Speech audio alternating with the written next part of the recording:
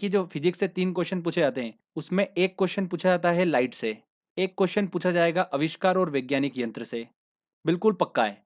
और देखिए heat, sound, modern physics और विद्युत, इनसे पूछा जाता है दोस्तों एक क्वेश्चन।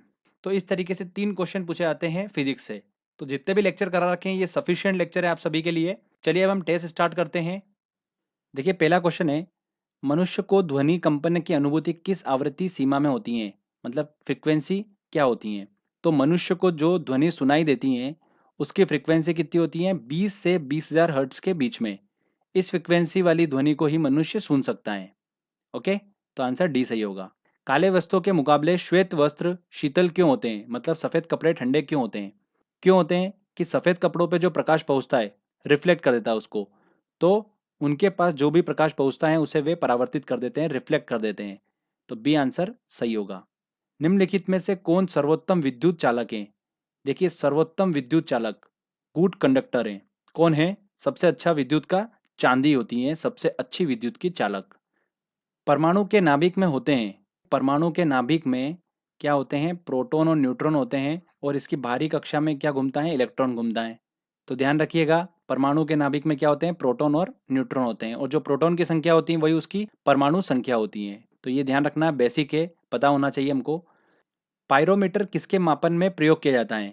काफी इंपॉर्टेंट क्वेश्चन है, एग्जाम में काफी बार पूछा गया क्वेश्चन है ये, एसएससी में भी पूछा गया है 2 से 3 बार। तो ये यूज किया जाता है उच्च ताप के लिए।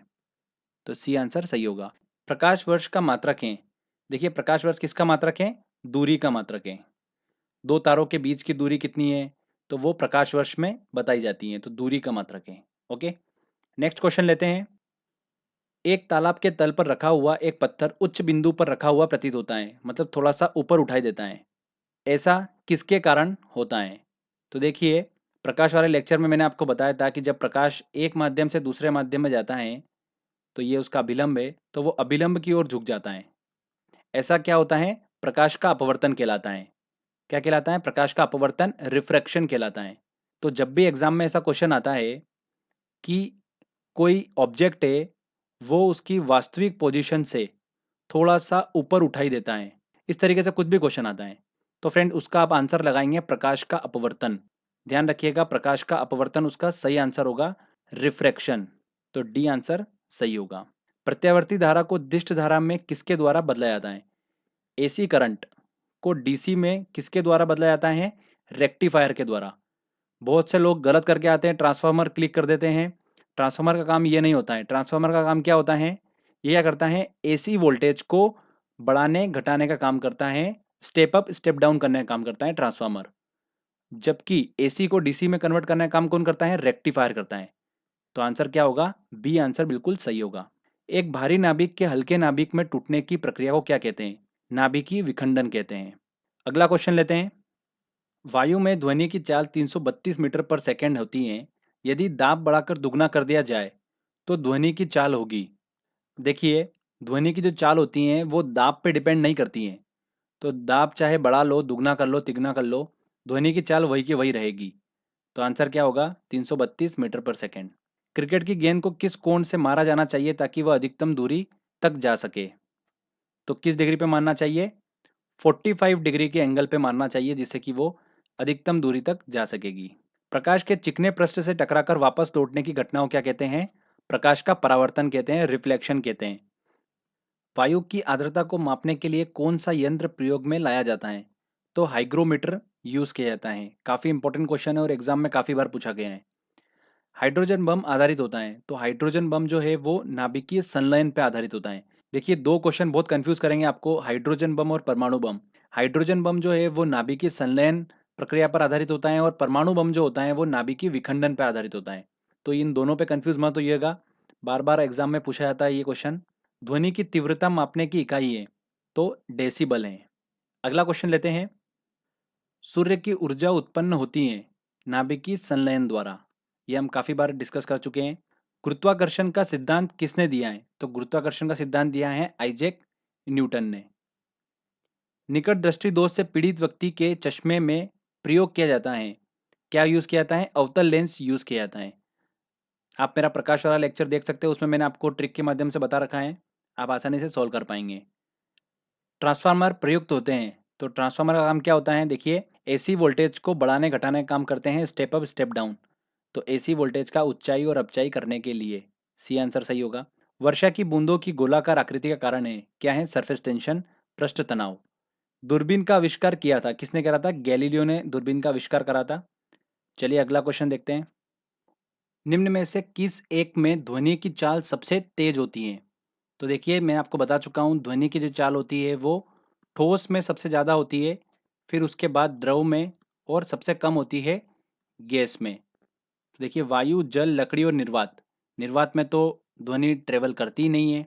लकड़ी जो है वो ठोस है, सबसे तेज जो चाल होगी ध्वनि की वो होगी लकड़ी में। तो सी आंसर सही होगा। हमें वास्तविक सूर्योदय से कुछ मिनट पूर्व ही सूर्य दिखाई देने का कारण है। तो सूर्य देखिए अपनी वास्तविक पोजीशन से थोड़ा सा हट के दिखाई देता है, और ये होता है प्रकाश के अपवर्तन के कारण। बता चुका हूं आपको मैं, रिफ्रैक्शन के कारण। ओके। कार्य का मात्रक है, कार्य का मात्रक क्या है, जूल कार्य का मात्रक है। ये एक अदिश राशि है, स्केलर क्वांटिटी है, ठीक है। इसका मात्रक क्या है, न्यूटन। बिजली के बल्ब का फिलामेंट किस चीज का बना होता है, तो वो बना होता है टंगस्टन का। प्रेशर कुकर में खाना जल्दी पकता है क्योंकि, देखिए प्रेशर कुकर में क्या होता है, प्रेशर बढ़ता है तो उससे जो वाटर होता है उसका बॉइलिंग पॉइंट जो होता है वो क्या होता है, बढ़ जाता है, क्वथनांक जो होता है वो बढ़ जाता है। इस वजह से प्रेशर कुकर में खाना जो है वो जल्दी पकता है। तो अधिक दाब होने की वजह से क्वथनांक बढ़ जाता है पानी का। देखिए आंसर सी बिल्कुल सही होगा। ध्वनि नहीं गुजर सकती है, तो ध्वनि देखिए कहाँ से, ध्वनि जो होती है उसको माध्यम की जरूरत होती है, तो जल एक माध्यम है, स्टील एक माध्यम है, मतलब निर्वात कोई माध्यम नहीं है। तो यहाँ से ध्वनि नहीं गुजर सकती है, तो आंसर क्या होगा, डी बिल्कुल सही आंसर होगा। नेक्स्ट क्वेश्चन लेते हैं।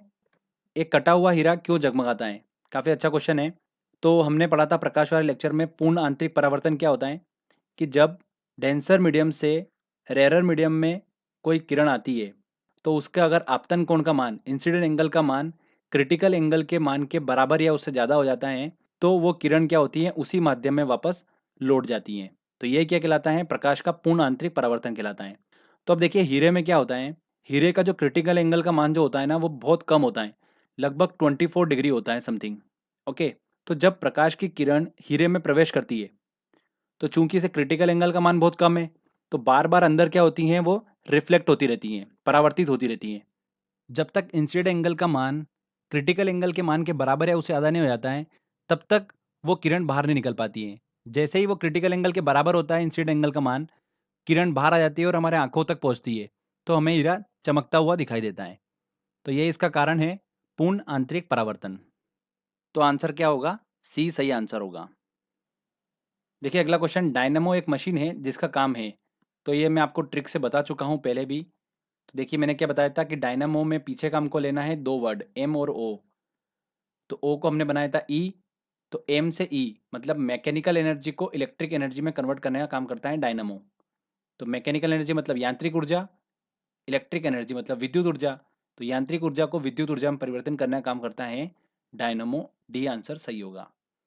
परमाणु में प्रोटॉन रहते हैं, परमाणु में प्रोटॉन कहाँ रहते हैं, उसके नाभिक में रहते हैं, तो नाभिक के भीतर रहते हैं। ये आंसर सही होगा। ध्वनि तरंगे सर्वाधिक तीव्र गति करती हैं, काय में करती हैं, ठोसों में करती है।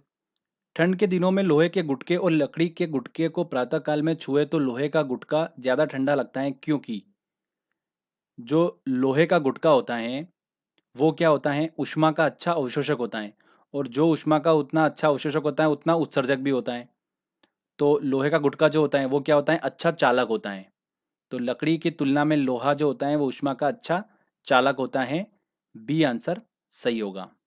फेदोमीटर का उपयोग किसके मापन में किया जाता है। तो फेदोमीटर का उपयोग किया जाता है समुद्र की गहराई नापने में।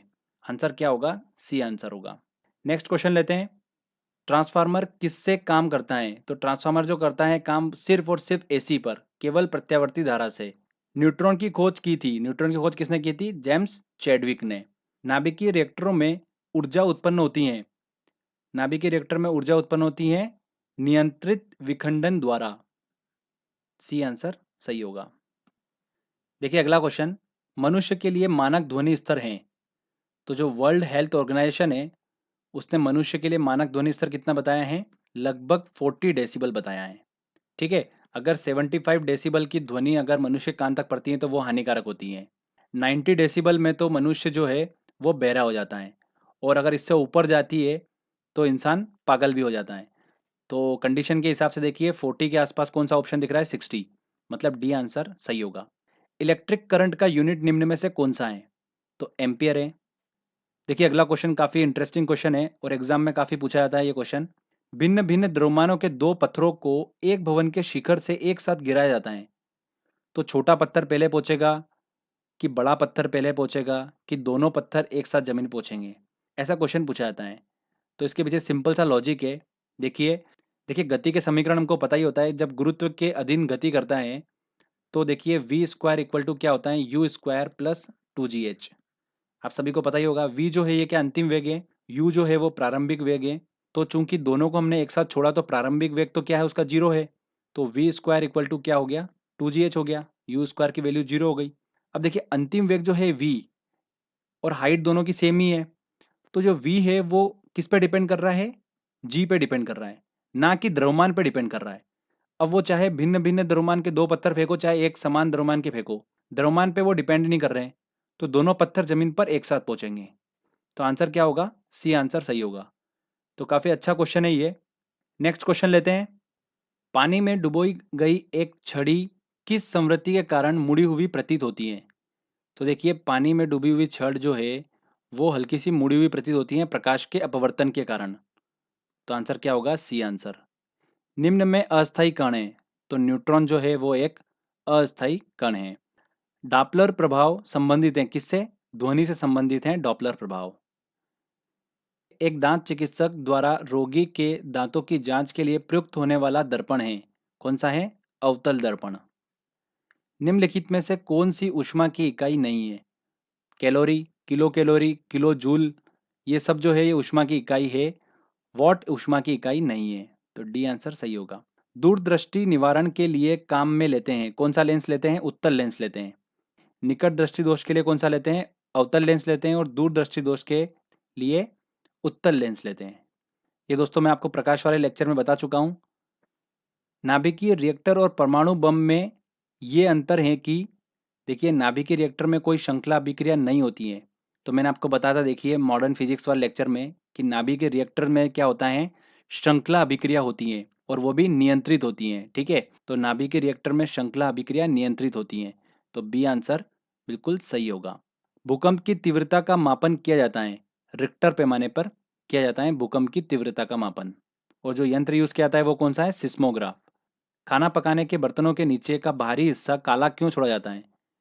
इसलिए छोड़ा जाता है, जो काली सतह होती है वो कैसी होती हैं, ऊष्मा की अच्छी अवशोषक होती हैं, इसीलिए खाना पकाने के बर्तनों के नीचे बाहरी हिस्सा जो होते हैं वो काला छोड़ते हैं। तो आंसर क्या होगा, डी आंसर सही होगा। देखिए अगला, किसके कारण आकाश नीला दिखाई पड़ता है? अपवर्तन, परावर्तन, प्रकीर्णन, विक्षेपण। तो स्कैटरिंग, प्रकीर्णन के कारण आकाश नीला दिखाई पड़ता है। सूर्य से आने वाला जो प्रकाश है उसमें जो बैंगनी रंग है उसकी ऊर्जा सबसे ज़्यादा होती है, तो ऊर्जा ज़्यादा होगी तो जैसे वातावरण में पहुंचेगा वो, तो वातावरण में उपस्थित धूल मिट्टी कणों से टकराएगा और बार बार परावर्तित होगा। इस वजह से क्या होता है, आकाश नीला दिखाई देता है प्रकीर्णन के कारण, ठीक है। वायु शक्ति विंड पावर में ऊर्जा का कौन सा रूप विद्युत ऊर्जा में परिवर्तित होता है?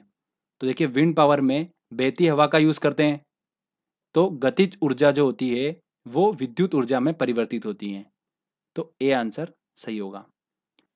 घरेलू विद्युत उपकरणों में प्रयुक्त सुरक्षा फ्यूज तार उस धातु से बनी होती हैं जिसका प्रतिरोध ज्यादा हो और गलनांक कम हो, ठीक है। गलनांक कम होगा तो क्या होगा, देखिए मैं आपको बताता हूँ। जैसे कि मान लें सर्किट है, यहाँ पर फ्यूज तार यूज कर रखा है, तो जैसे ही शॉर्ट सर्किट हुआ तो क्या होगा, करंट तेजी से फ्लो होगा। तो करंट तेजी से फ्लो होगा तो यहाँ पे जैसे करंट पहुंचेगा तो ये चूंकि इसका गलनांक कम है तो क्या होगा, ये तार जो होगा ये गल जाएगा और सर्किट ब्रेक हो जाएगा यहाँ पर। जिससे क्या होगा, जो अप्लायंसेज हैं घर में उनको कुछ भी नुकसान नहीं पहुंचेगा। तो जो फ्यूज तार होता है उसकी प्रॉपर्टी क्या होती है, प्रतिरोध जो होता है वो ज्यादा होता है, गलनांक कम होता है। तो आंसर क्या होता है, बी आंसर सही होगा। और अच्छा फ्यूज तार जो होता है वो काय का बना होता है, टीन का बना होता है, ठीक है। तो ये भी ध्यान रखिएगा। देखिए जब प्रकाश की किरण एक माध्यम से दूसरे माध्यम में जाती हैं तो इसकी आवृत्ति समान बनी रहती है, तरंग दैर्घ्य बदल जाती है। तो आंसर क्या होगा, बी आंसर सही होगा। पराश्रव्य तरंगे वे ध्वनि तरंगे हैं जिनकी आवृत्ति कितनी होती हैं? 20,000 हर्ट्ज से अधिक होती हैं। इन पराश्रव्य तरंगों को मनुष्य नहीं सुन सकता है, क्योंकि मनुष्य सुन सकता है 20 हर्ट्ज से लेकर 20,000 हर्ट्ज की आवृत्ति वाली ध्वनि तरंगे। तो पराश्रव्य तरंगे ध्वनि तरंगे हैं 20,000 हर्ट्ज से अधिक। वायुमंडलीय दाब को मापने में यंत्र का उपयोग किया जाता है, वो कौन सा है? बैरोमीटर। एसएससी का क्वेश्चन है अभी हाल ही का। नेक्स्ट क्वेश्चन लेते हैं।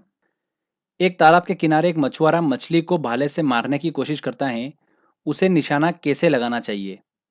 तो देखिए ये तालाब है, ठीक है, यहाँ पर मछली है। तो जब वो तालाब में देखता है तो मछली की जो पोजीशन है वो उसे हल्की सी ऊपर यहाँ पर दिखाई देती है। ये प्रकाश के अपवर्तन के कारण होता है।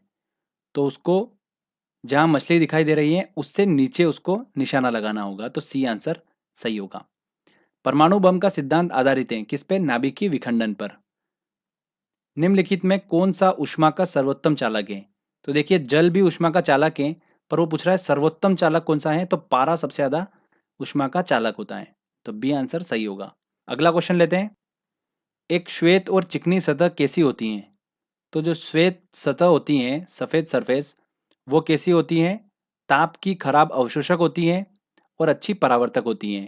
तो सी आंसर सही है। एक ट्रेन जैसे ही चलना आरंभ करती है उसमें बैठे हुए यात्री का सिर पीछे की ओर झुक जाता है, ऐसा कारण है?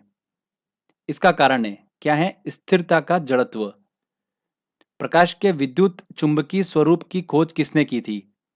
तो प्रकाश के विद्युत चुंबकीय स्वरूप की खोज किसने करी है? मैक्सवेल ने। फाउंटेन पेन के आविष्कारक कौन थे? तो वाटरमैन फाउंटेन पेन के आविष्कारक थे। निम्नलिखित में से कौन सी सदिश राशि है? तो सदिश राशि क्या होती है कि वह भौतिक राशि जिनमें परिणाम और दिशा दोनों ही हो, उसे ही हम बोलते हैं सदिश राशि। ओके। और विस्थापन जो होता है वो क्या होता है? किसी वस्तु द्वारा एक निश्चित दिशा में चली गई दूरी विस्थापन कहलाती है। तो यहाँ पर क्या है? डायरेक्शन है। तो ये क्या है? सदिश राशि हुई। सी आंसर सही होगा। और कौन कौन सी सदिश राशि होती है? देखिए संवेग होता है, बल होता है, त्वरण, ये सब सदिश राशि होती है। सूर्योदय और सूर्यास्त के समय आसमान में लाल रंग किसके कारण होता है? वो होता है स्कैटरिंग, प्रकीर्णन के कारण होता है।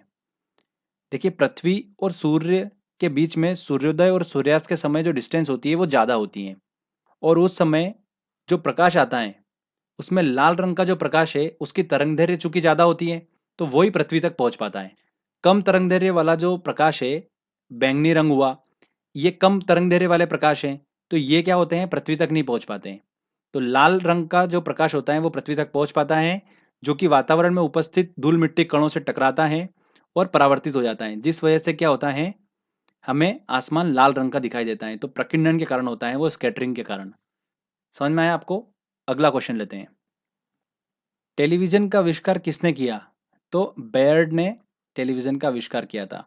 अत्यधिक शीत ऋतु में पहाड़ों पर पानी की पाइपलाइनें फट जाती हैं, इसका कारण है? इसका कारण एक ही है कि पानी जो होता है वो जमने पे क्या होता है? फैलता है। इस वजह से शीत ऋतु में पहाड़ों पर पानी की पाइप जो होते हैं वो फट जाते हैं। सी आंसर सही होगा। किसी तत्व की परमाणु संख्या होती है, उसके नाभिक में उपस्थित प्रोटॉनों की संख्या ही क्या होती है? उसकी परमाणु संख्या होती है। निम्नलिखित में से किसने लेसर का आविष्कार किया था? तो थियोडोर मेमन ने लेसर का आविष्कार किया था। ये आंसर सही होगा। ध्वनि का पिच किस पर निर्भर करता है? आवृत्ति, तीव्रता, वेग और आयाम। तो पिच जो होता है वो निर्भर करता है, आवृत्ति पर निर्भर करता है। आवृत्ति ज्यादा होगी, पिच ज्यादा होगा, आवाज उतनी ही तीक्ष्ण होगी। अगला देखिए, वाहनों के अग्रदीपों में किस प्रकार के दर्पण का प्रयोग किया जाता है? तो परवलयी दर्पण का प्रयोग किया जाता है वाहनों के अग्रदीपों में। नेक्स्ट क्वेश्चन लेते हैं। पेनिसिलिन के आविष्कारक कौन थे? एलेक्जेंडर फ्लेमिंग, आप सभी को पता ही है। गर्मी के दिनों के दौरान मिट्टी के बर्तनों में रखा पानी ठंडा हो जाता है निम्न प्रक्रिया के कारण। किस कारण से होता है? वाष्पीकरण के कारण होता है। कैसे? देखिए मिट्टी का बर्तन होता है, ठीक है, जब इसमें पानी भरा जाता है तो यहाँ पर देखिए इसकी सरफेस पे छोटे छोटे असंख्य क्या होते हैं? छिद्र होते हैं। इसमें से पानी जो रिस करके आ जाता है इसकी बाहरी सरफेस पे आ जाता है। ये जो रिसा हुआ पानी जो होता है यहाँ से वेपराइज हो जाता है, वाष्पीकृत हो जाता है।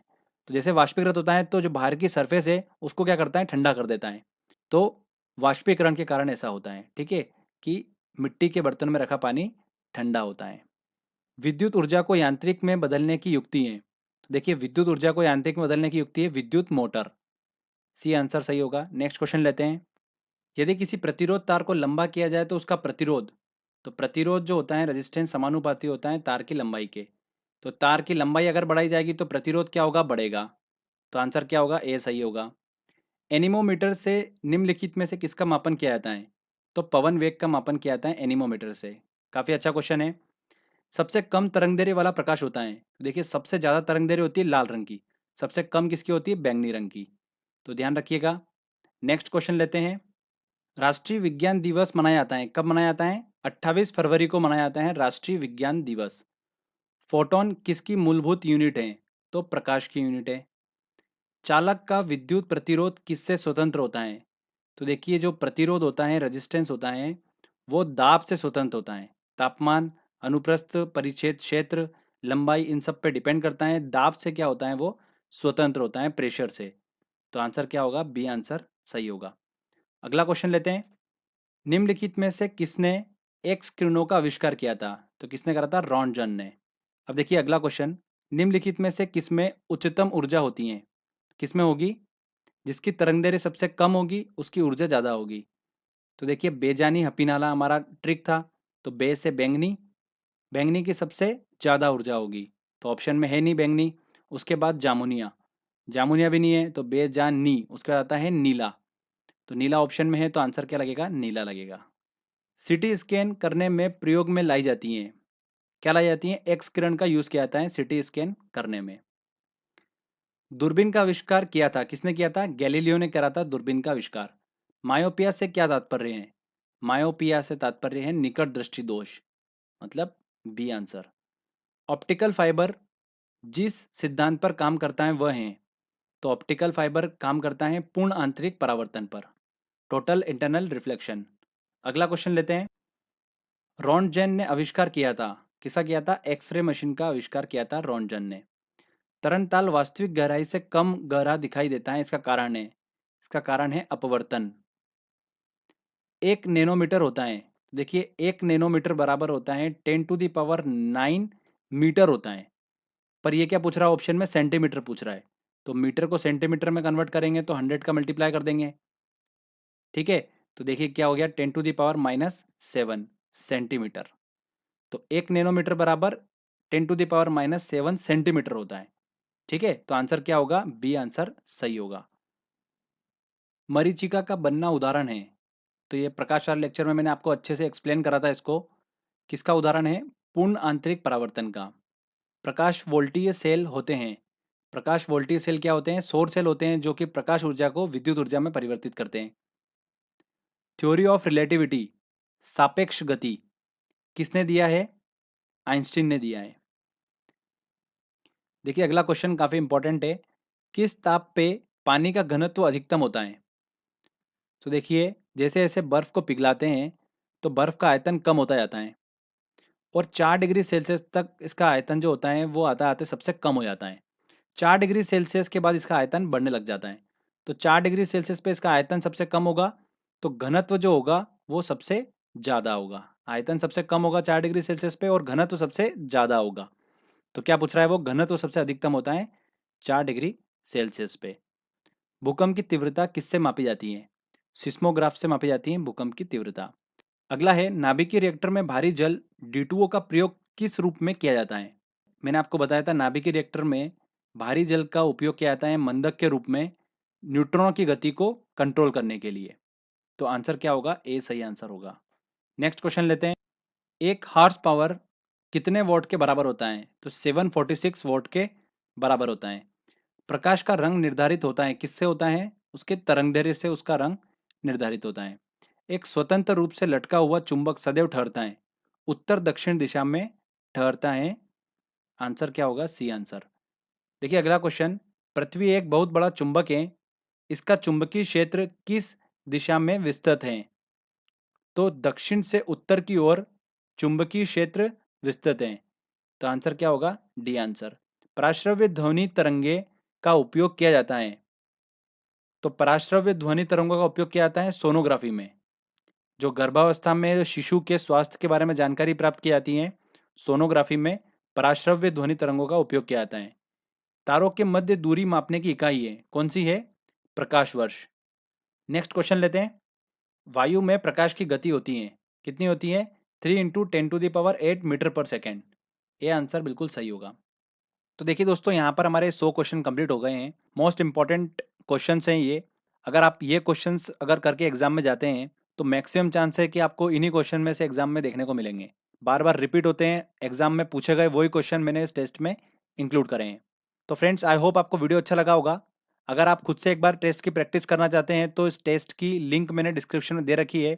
आप वहाँ से ऑनलाइन ये टेस्ट लगा सकते हैं और प्रैक्टिस कर सकते हैं। तो फ्रेंड्स, आई होप आपको ये मेहनत अच्छी लगी होगी।